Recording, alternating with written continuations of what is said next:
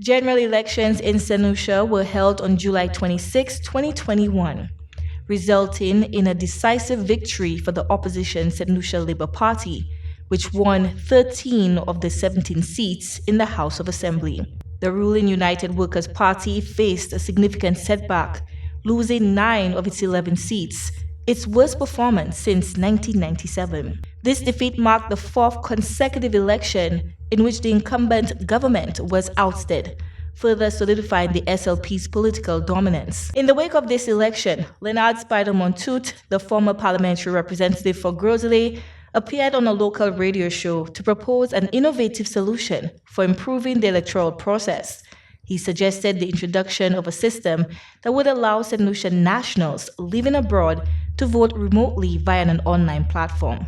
But I think we are getting to the stage now, especially if the advancement in technology and so on, where there should be, how we call it, overseas ballots, yes. Where people should be able to vote, because these are citizens of the country who still have an interest and a stake in what's going on, and many of them have properties here and so on. So I think just as they contribute to our economy and our development, they should be able to contribute, they should be able to participate, rather, in our elections. Montoute argued that such a system would ensure greater inclusivity for the many Saint Lucians living overseas, many of whom travel back to the island specifically to cast their ballots.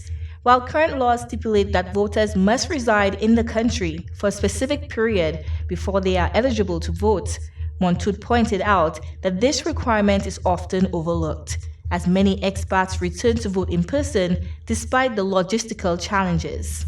Some come home to vote, although by right, Andre, you have to be in the country for a certain period of time to be able to vote, But that's the law, that's what it said? According to the laws, Okay. But that is overlooked sometimes. Montoute emphasized the importance of pushing for these kinds of electoral reforms, urging the electorate to take the lead in advocating for such changes.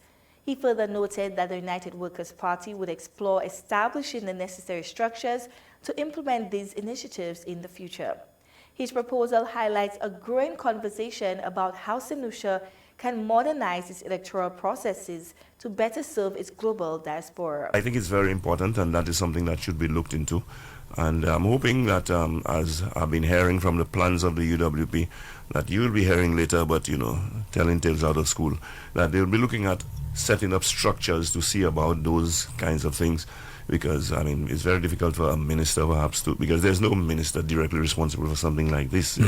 So, but there will be structures in place, and maybe, that can be spearheaded by the electoral department and, things like that.